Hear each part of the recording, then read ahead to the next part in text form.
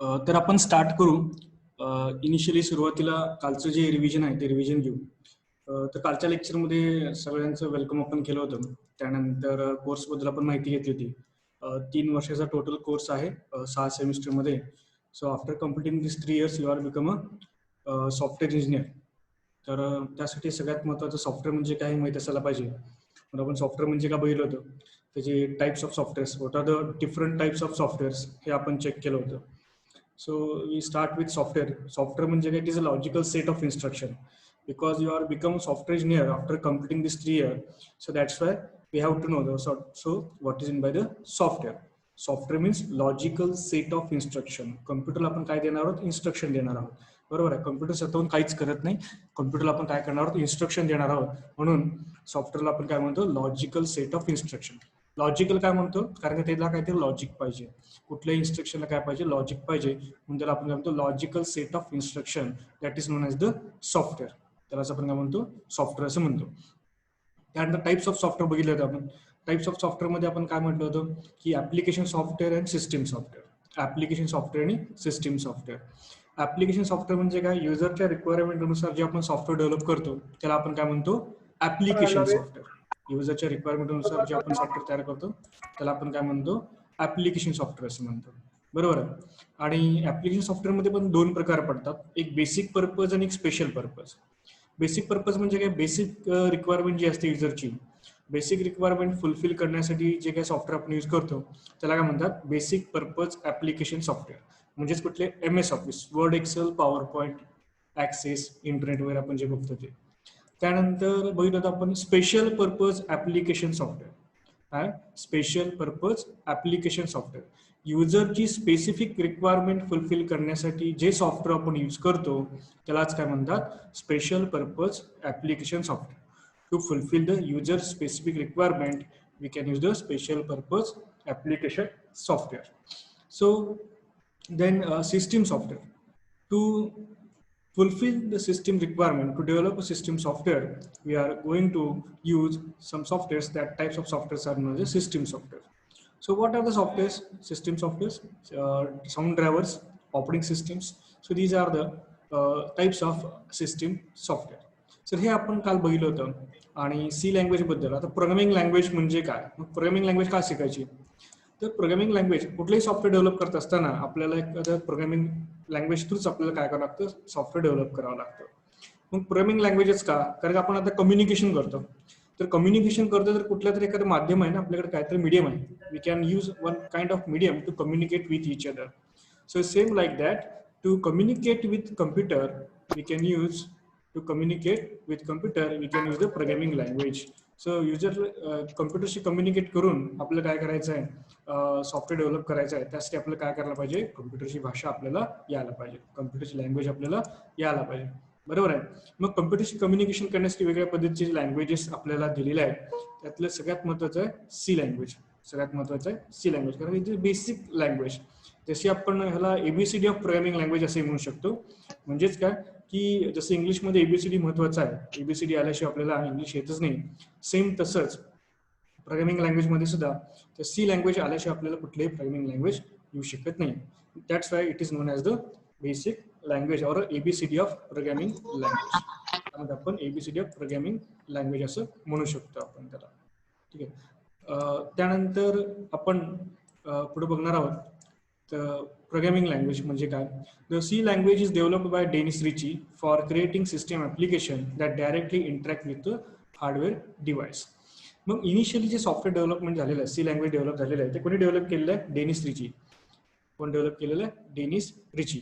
ते काय मग त्यांनी काय केलेलं आहे की बेसिकली सिस्टीम ॲप्लिकेशन डेव्हलप करण्यासाठी, ठीक आहे, सिस्टीम ॲप्लिकेशन डेव्हलप करण्यासाठी, ड्रायव्हर्स किंवा कर्नल्स डेव्हलप करण्यासाठी, हार्डवेअरचे डिव्हाइसचे सॉफ्टवेअर डेव्हलप करण्यासाठी ह्या लँग्वेजचा यूज केला. C programming language is considered as the base for all programming language. That is why it is known as the mother of language. Okay. C language is considered as a base language for other programming language. बाकीच्या programming लँग्वेजसाठी हे base language म्हणून consider केलेलं आहे. म्हणून यालाच काय म्हणतात? Mother of programming language. काय म्हणतात? Mother of programming language. मग सगळे जे काही प्रोग्रामिंग लँग्वेज आहेत ते या बेसवरती डिपेंड आहेत. मग तुम्ही म्हणाल मग ह्याच्या अगोदर कुठले लँग्वेज नव्हते का? किंवा सीलाच का प्रोग्रामिंग लँग्वेज म्हणायचं किंवा सीलाच का बेस लँग्वेज म्हणायचं. ह्याच्या अगोदर पण प्रोग्रामिंग लँग्वेज होतेच. ए लँग्वेज होती, कोबॉल होतं, फोर्ट्रॉन होतं, बी लँग्वेज होती, बी प्लस प्लस लँग्वेज आहे, नंतर सी लँग्वेज आली. मग सीच का नाव दिलं तर बी प्लस प्लसचं नेक्स्ट व्हर्जन म्हणजे a language, B language, B plus plus, नंतर मग सी लँग्वेज आली. बरोबर आहे. सी लँग्वेज आल्यानंतर ती बेस केली, कारण काय हे दोन्ही हार्डवेअर सॉफ्टवेअर दोन्हीला सपोर्ट करतं. टेक्निकल लँग्वेजमध्ये सांगायचं म्हणजे हाय लेवल लँग्वेज आणि लो लेवल लँग्वेज दोन्ही लँग्वेजला काय करते सपोर्ट करतं. म्हणून याला काय म्हटलेलं आहे बेस लँग्वेज म्हटलेलं आहे किंवा याला मिडल लेवल लँग्वेज असंही म्हटलेलं आहे. हे आपण पुढे बघितलेलं आहे. ठीक आहे. तर it is known as the mother of all language. इथेपर्यंत समजलं सगळ्यांना. So it can B defined by following veg. It is known as the also mother of language. It is also non as the system programming language. म्हणजे system programming language पण तुम्ही develop करू शकता. Procedure oriented programming language. Procedure oriented म्हटलेलं आहे जसं तुम्ही procedure लिहिता त्या पद्धतीने तुमचं प्रोग्रामिंग लँग्वेज किंवा प्रोग्राम्स कसे होतात एक्झिक्यूट होतात. So that's why it is known as the procedure-oriented programming language. Structured programming language. It can have the specific kind of structure, void, main, that is printf, scanf, variable declaration. So that's why it is known as a procedure-oriented programming language. Structured programming language or middle level programming language because it is support for high level and low level both. So that's why it is known as a middle level programming language. After that, history of C language. Now we see the history of C language. So Dennis Ritchie is a developer or founder of C programming language. So C programming language was developed in 1972 by Dennis Ritchie at Bell Laboratories, AT&T, America, New Jersey, located in USA, United States of America. In 1972 मध्ये Dennis Ritchie यांनी AT&T bell laboratories मध्ये काय केलेलं आहे या सॉफ्टवेअरचा किंवा लँग्वेजचा काय केलेलं आहे डेव्हलपमेंट केलेलं आहे. Dennis Ritchie is known as the founder of C programming language. यालाच काय म्हणतात founder of C programming language असंही म्हटलं जातं. Now we see the features of C language. Features of C language. C language चे काय काय फीचर्स आहेत बघूया आपण. तर सगळ्यात पहिल्यांदा दिलेलं आहे सिम्पल. बघा C is a simple language in the since that is provide structure approach म्हणजे फिक्स स्ट्रक्चर आहे त्याचं काही ठराविक पार्ट मध्ये त्याचं डिव्हायडेशन केलं आहे. It can have the rich set of library functions and data types ETC. ह्यामध्ये भरपूर प्रकारचे लायब्ररीज आहेत, भरपूर प्रकारचे डेटा टाइप्स आहेत. हे सगळे म्हणजे ह्या सगळ्या वेगळ्या प्रकारचे गोष्टींचं कलेक्शन ह्यामध्ये आहे. So that's why it is very simple. So what is mean by data types, what is mean by libraries, हे सगळ्या गोष्टी आपण पुढे वन बाय शिकणार आहोत. ठीक आहे. देन मशीन इंडिपेंडेंट और portable. Unlike assembly language, C programs can be executed on different machine with same machine specific change. Therefore, C is a machine independent language. म्हणजे कुठल्याही प्रकारच्या कॉन्फिगरेशनवरती कुठल्याही प्रकारच्या मशीनवरती तुम्ही काय करू शकता C प्रोग्रामिंग लँग्वेज डेव्हलप करू शकता किंवा प्रोग्राम हे एक्झिक्यूट करू शकता. म्हणून याला काय म्हणतात मशीन इंडिपेंडेंट. कोणत्याही मशीनवरती कुठल्याही कम्प्युटरवरती तुम्ही ते रन करू शकता म्हणून त्याला काय म्हणतात मशीन इंडिपेंडेंट और पोर्टेबल असं म्हणतात. Then middle level language. Although C is independent to do low-level programming language, it is used to develop system applications such as kernel driver, etc. Then it is also support the features of high language. That's why it is known as the middle level language. हे दोन्ही programming लँग्वेजला तुम्हाला support करतं high level आणि low level. ठीक आहे. म्हणून याला काय म्हटलेलं आहे मिडल लेवल प्रोग्रामिंग लँग्वेज असं म्हटलेलं आहे. Then structured programming language. C is a structured programming language in the sense that we can break the program into the part using the functions. So it is easy to understand and modify functions. Also provide code reusability. म्हणजे easily तुम्ही काय करू शकता develop करू शकता break करू शकता वेगवेगळ्या फंक्शनच्या पॉईंट ऑफ व्ह्यू मध्ये. तुम्ही प्रत्येक गोष्टीचं वेगळे फंक्शन क्रिएट करून त्यामध्ये काय करू शकता ते प्रोग्राम डेव्हलप करू शकता आणि ते इझिली मॉडिफाय अपडेट आणि डिलीट करू शकता आणि ते फंक्शन परत रियूज करू शकता. एकच कोड तुम्ही सारखं सारखं यूज करू शकता म्हणून याला काय म्हटलेलं आहे स्ट्रक्चर्ड प्रोग्रामिंग लँग्वेज असं म्हटलेलं आहे. त्याचे फिक्स स्ट्रक्चर असल्यामुळे. Then rich library. C provides a lot of inbuilt functions that make a development fast. C मध्ये कशी इनबिल्ट काही फंक्शन्स आहेत, इनबिल्ट काही फॅसिलिटीज तुम्हाला दिलेल्या आहेत त्याला असं काय म्हणतात फंक्शन म्हणतात. त्यामुळे तुम्ही रॅपिड डेव्हलपमेंट आणि फास्ट डेव्हलपमेंट करू शकता. त्यानंतर memory management. It supports the feature of all dynamic memory allocation. In C language, we can free the allocate memory at any time by calling the free function. Dynamic memory allocation म्हणजे काय dynamically तुम्ही memory allocate करू शकता आणि free नावाचं function आहे जे extra तुम्ही मेमरी क्रिएट केलेली आहे ते फ्री करण्यासाठी किंवा डिलीट करण्यासाठी फ्री नावाचं फंक्शन तुम्ही यूज करू शकता. Then speed. The compilation and execution time of C language is fast since there are lesser inbuilt function, hence the lesser overhead. मग हे एक्झिक्युशन फास्ट होतं तुमचं, कंपायलेशन पण फास्ट होतं, ठीक आहे, त्यामुळे याचं स्पीड पण जास्त. After that, I have pointer. C provides the feature of pointers. We can directly interact with memory by using the pointers. We can use pointers for memory, structures, functions and array. म्हणजे pointers तुम्ही वापर करून direct तुम्ही काय करू शकता, मेमरीशी communication करू शकता, मेमरीशी खेळू शकता किंवा मेमरीशी कम्युनिकेशन करून फास्ट डेव्हलपमेंट करू शकता. ह्या पॉइंटर या गोष्टीचा उपयोग किंवा कन्सेप्टचा उपयोग स्ट्रक्चर, फंक्शन, अरे हे वेगळे पॉईंट्स तुम्हाला, सेपरेट पॉईंट्स तुम्हाला प्रोग्रामिंग लँग्वेज दिले आहेत, त्यामध्ये तुम्ही काय शकता ते यूज करू शकता. नंतर recursion. In C, we can call the function within the function. It provides code reusability for every function. Recursion enables us to use the approach of backtracking. म्हणजे तुम्ही काय करता की एकच फंक्शन सारखं सारखं यूज करू शकता, तोच फंक्शन स्वतःला कॉल करू शकतो, त्यालाच काय म्हणतात रिकर्शन फंक्शन म्हणतात. काय म्हणतात रिकर्शन फंक्शन असं म्हटलं जातं, ठीक आहे. त्यानंतर extensibility. C language is extensible because it can easily adopt new features. ते काय एक्सटेन्सिबल आहे म्हणजे तुम्ही वाढवू शकता, कारण नवीन फीचर इझिली तो काय करू शकतो, अडॅप्ट करतो. So these are some 10 different features of C language. परत आणखी एकदा बघूया आपण, बघा. Simple, machine independent and portable, middle level programming language, structured programming language, rich library, memory management, speed, pointer, recursion and extensible. ठीक आहे. हे बघा, ह्या काही गोष्टी आता तुम्हाला काही नवीन आहेत, सगळ्याच गोष्टी नवीन आहेत आणि सगळ्याच गोष्टी वेगळ्या आहेत, त्यामुळे घाबरून जाण्याची काही आवश्यकता नाही आहे. वन बाय वन आपण बघणार आहोत. थोडे 10 ते 15 दिवस, 10 ते 15 लेक्चर तुम्हाला थोडंसं जम्बलिंग झाल्यासारखं होईल, नवीन समजते की नाही असं वाटेल, काहीही घाबरू नका. हे पहिले 10 ते 15 दिवसात तुम्हाला बेसिक थिअरी प्लस प्रोग्राम जेव्हा चालू होतील तेव्हा ऑटोमॅटिक हे कन्सेप्ट तुम्हाला समजायला चालू होतील. मी तुम्हाला डे टू डे तुम्हाला इंग्लिश मराठी दोन्हीतून शिकवत जाईल, प्लस तुम्हाला सगळे नोट्स पण प्रोव्हाइड केले जातील, ठीक आहे. प्रॅक्टिकल सेशन पण आपण घेऊ. त्यानंतर जेव्हा मी काही 10-15 दिवस झाल्यानंतर तुम्हाला विचारेन की आता तुम्हाला प्रॉपर समजते का नाही, तेव्हा जर समजत नसेल तर तुम्ही मला परत सांगा, पण परत वेगळ्या पद्धतीने ते कन्सेप्ट एक्सप्लेन करू सांगू. तोपर्यंत काही गोष्टी शिकण्यासाठी त्याचं बॅकग्राऊंड माहीत असणं महत्त्वाचं आहे, त्याचे बेसिक कन्सेप्ट माहीत असणं महत्त्वाचं आहे आणि ते समजल्यानंतरच पुढे तुम्ही ते प्रॉपरली काय करू शकता, प्रोग्रामिंग लँग्वेजमध्ये ते यूज करू शकता, डेव्हलप करू शकता. बरोबर आहे. डायरेक्ट प्रोग्रामिंग लँग्वेज घेऊन समजेल असं होत नाही.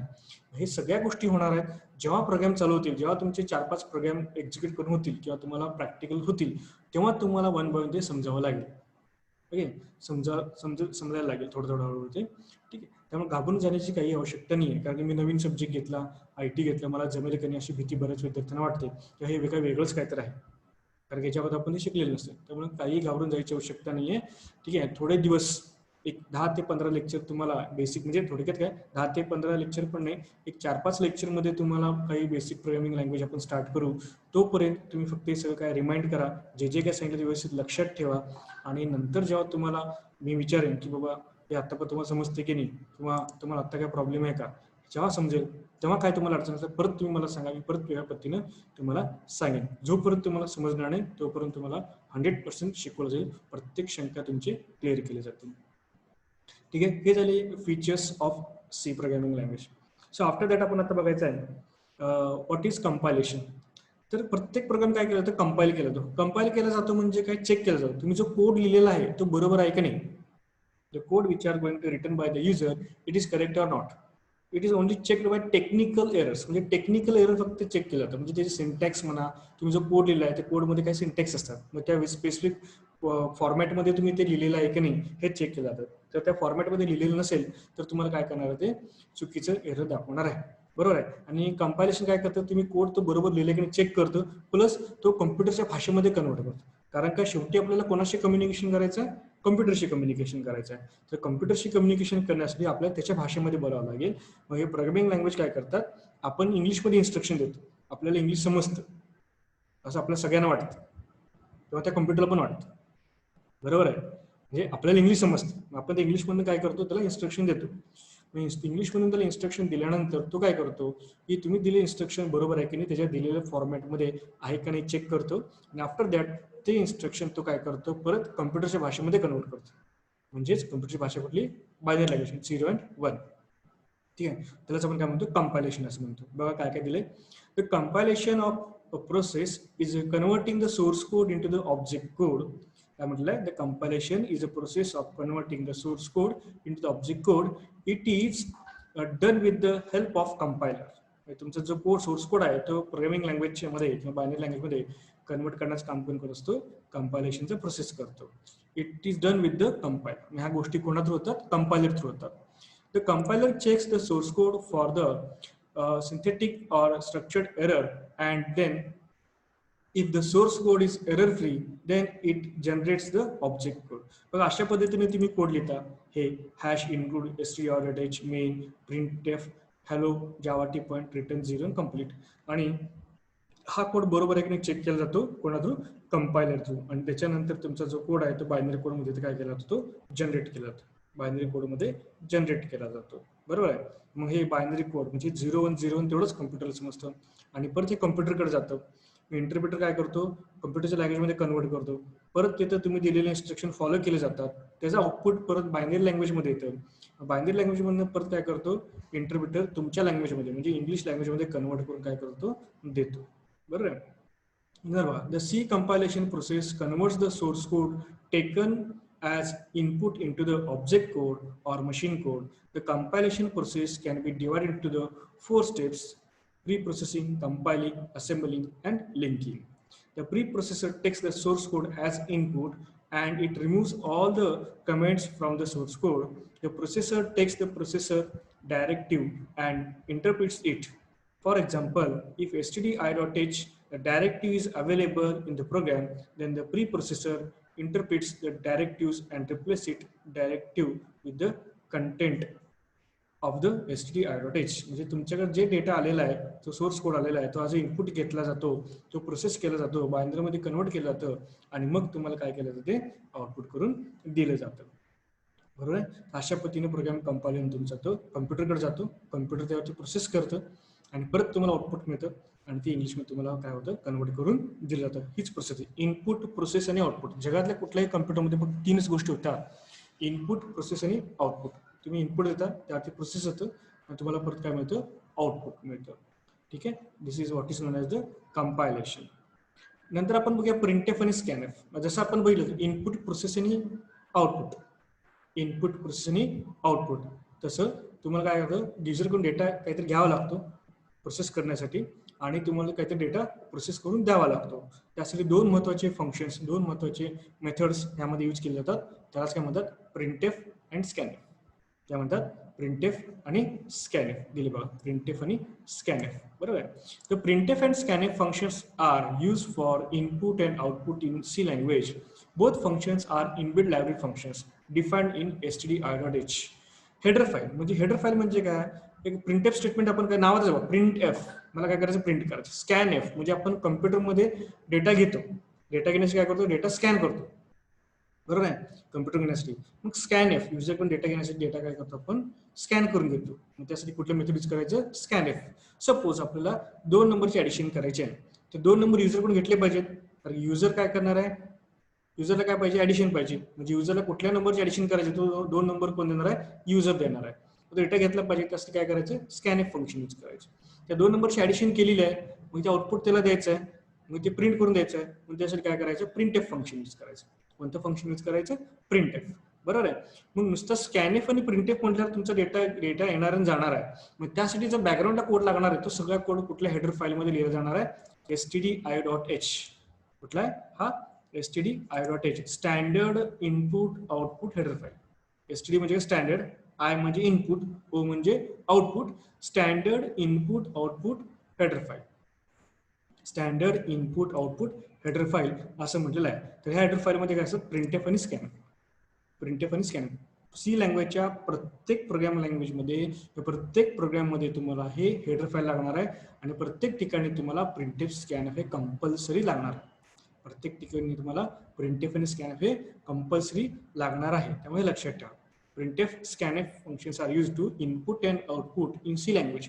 सी लँग्वेजमध्ये इनपुट आउटपुट करण्यासाठी तुम्हाला प्रिंटएफ, स्कॅनएफ फंक्शन लागणार आहे.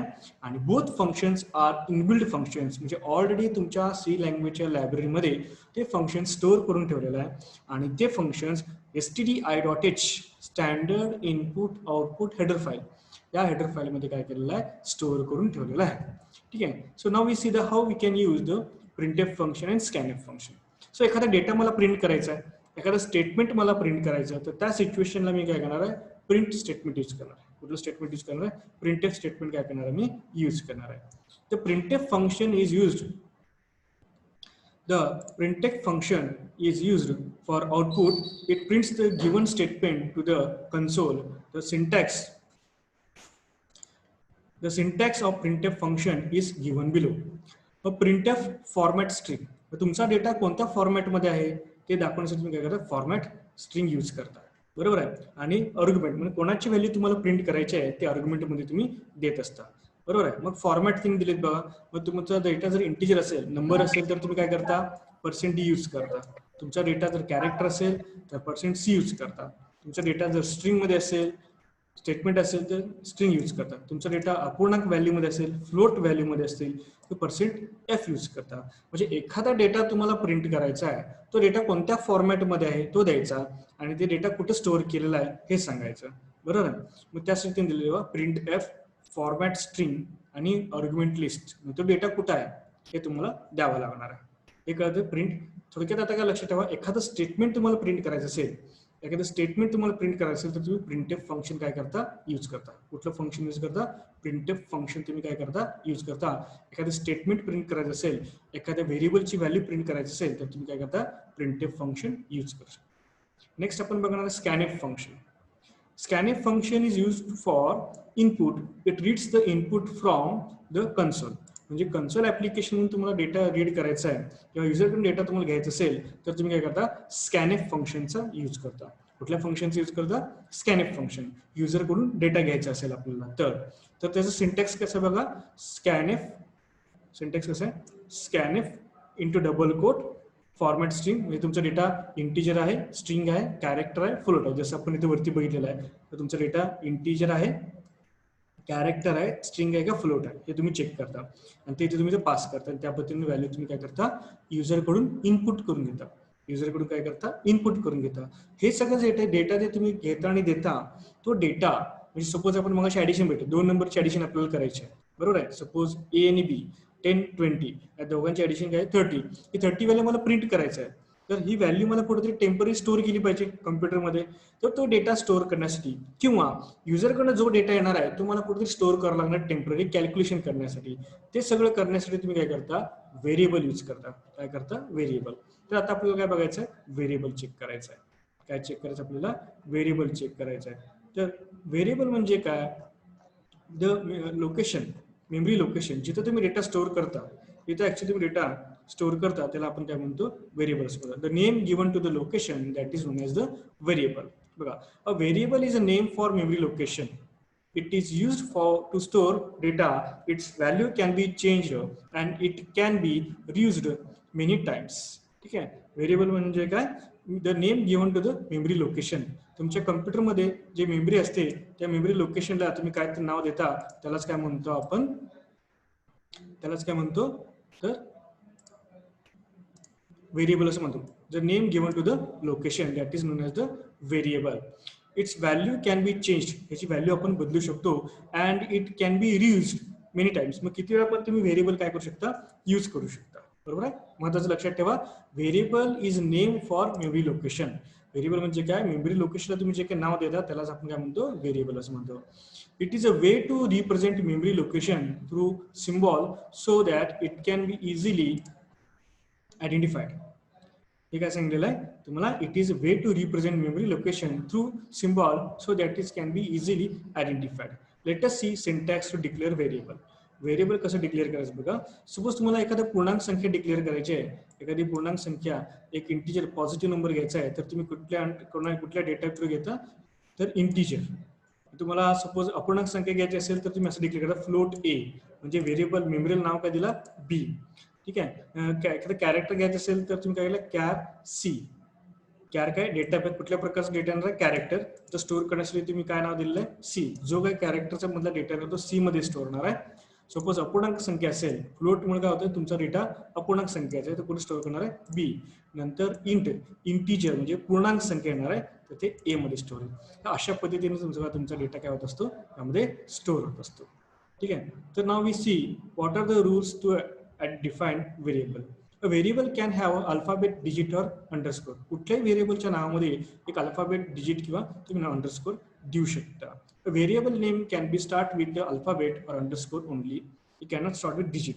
कुठल्याही व्हेरिएबलचं नाव तुम्ही काय अल्फाबेट, अंडरस्कोर किंवा डिजिटनी देऊ शकत नाही, फक्त अल्फाबेट किंवा अंडरस्कोरनेच देऊ शकता. White space is allowed with in a variable name. व्हेरिएबलच्या नावामध्ये स्पेस म्हणजे स्पेस द्यायचं नाही. A variable name must not be any reserved words or a keywords. कुठलेही व्हेरिएबल आहे ते रिझर्व वर्ड्स किंवा कीवर्ड असता कामा नये. बरोबर. So these are some rules of the variable declaration. ठीक आहे. तोपर्यंत सगळ्यांनी पटापट कमेंट बॉक्समध्ये आपली आपली नावं टाईप करा आणि तुमचा आजचा अटेंडन्स लागेल. चॅट बॉक्समध्ये आपापली नावं टाईप करा. ठीक आहे. तोपर्यंत आपण रिव्हिजन घेऊ. आज काय काय शिकलो आपण. तर आज काय काय शिकलो आपण. कालचं रिव्हिजन घेतलेलं आहे. What is software, types of software. Types of सॉफ्टवेअरमध्ये काय ॲप्लिकेशन सॉफ्टवेअर, ॲप्लिकेशन सॉफ्टवेअरचे आपण प्रकार बघितले. सिस्टम सॉफ्टवेअर म्हणजे काय ते बघितलं. सी प्रोग्रामिंग लँग्वेज म्हणजे काय बघितलं. ठीक आहे. हिस्ट्री ऑफ सी लँग्वेज बघितलं. डेनिस रिची कोण आहेत ते बघितलेलं आहे आपण. ठीक आहे. फीचर्स ऑफ सी लँग्वेज बघितलेले आहेत. वेगवेगळे फीचर्स आपण सी लँग्वेज घेतलेले आहेत. बरोबर. त्यानंतर कंपायलेशन म्हणजे काय बघितलेलं आहे. ठीक आहे. प्रिंटफ स्कॅनएफ म्हणजे काय बघितलं आहे. ठीक आहे. व्हेरिएबल म्हणजे काय बघितलेलं आहे आपण. ठीक आहे. हे सगळ्याचे तुम्हाला नोट्स PDF मी तुम्हाला व्हॉट्सअप ग्रुपवरती टाकतो. सगळ्यांनी कृपया थोडंसं 5 मिनिटाबद्दल घेऊ आपण. जास्तीत जास्त वेळ आपल्याला लेक्चर घेता येईल. ठीक आहे. आणि कंपल्सरी सगळ्यांनी लॉग इन राहायचं आहे. कंपल्सरी सगळ्यांनी लॉग इन राहायचं आहे. कोणाला काय शंका असतील तर विचारा. अनम्यूट होऊन विचारू शकता. कोणाला काय शंका असेल तर अनम्यूट होऊन विचारू शकता. नाव सांगा आणि विचारा. कोणाला काय विचारायचं असेल तर विचारा. कोणाला काय शंका असतील तर विचारा. समजते सगळ्यांना. काय अडचण आहे. हा निशिकांत मोडक विचारा. सर कंपॅरिझन म्हणजे जरा समजून सांगा ना. हा कंपायलेशन म्हणजे तुमचा जो कोड तुम्ही लिहिलेला असतो तो बरोबर पर्टिक्युलर फॉर्मॅटमध्ये लिहिलेला आहे की नाही. म्हणजे इथं तुम्ही हॅश इनपुट लिहिलेलं आहे की नाही. इथं प्रिंटेफ आहे बघा. प्रिंटेफ हॅलो जावा टी पॉईंट ते डबल कोटमध्ये आहे. ते मी डबल कोटमध्ये लिहिलेलं आहे की नाही हे चेक केलं तर कंपायलर थ्रू. प्रिंटेफ झालं तर ब्रॅकेट कम्प्लीट आणि सेमिकॉलन आहे. सेमिकॉलन दिले की नाही, ब्रॅकेट कम्प्लीट केले की नाही, हे सगळं कोण चेक करतं. तुमचं कंपायलेशन चेक करतं. कंपायलर चेक करतं. Okay thank you. आणि ते सगळं झालं की ते बायनरी म्हणजे कम्प्युटरच्या लँग्वेजमध्ये काय करतं ते कन्वर्ट करतं. करेक्ट असेल तरच. समजलं रोशन. होय होय. आणि कोणाला काय शंका. रोशन पवार. नाही सर समजलं. ओके. सगळ्यांनी कमेंट बॉक्समध्ये आपले चॅट बॉक्समध्ये नाव टाकली सगळ्यांनी. हो. सगळ्यांना समजतं ना, काय अडचण नाही. आजचं लेक्चर आपण युट्यूब चॅनलला मी टाकतो. तुम्ही परत चेक करू शकता. तुम्हाला पाहिजे वेळी तुम्ही लेक्चर चेक करू शकता. आणि काय शंका असेल तर तुम्ही वैयक्तिक मला कॉल करून विचारू शकता. काय अडचण नाही. ठीक आहे. उद्यापासून वेगळे सब्जेक्टचे 1 by 1 लेक्चर होतील. उद्या दुसरे सर घेतील तुमचे लेक्चर. त्यांच्या इंट्रोडक्शन सब्जेक्ट ते देतील चालू करून. आणि त्यांचं मीटिंग ID तुम्हाला संध्याकाळपर्यंत मिळेलच. ठीक आहे. ओके. थांबूया मग आपण इथंच. मेघा काय शंका आहे. मेघा सागवेकर. नाही सर. ओके ओके चालेल. थांबू मग आपण इथं. थँक्यू.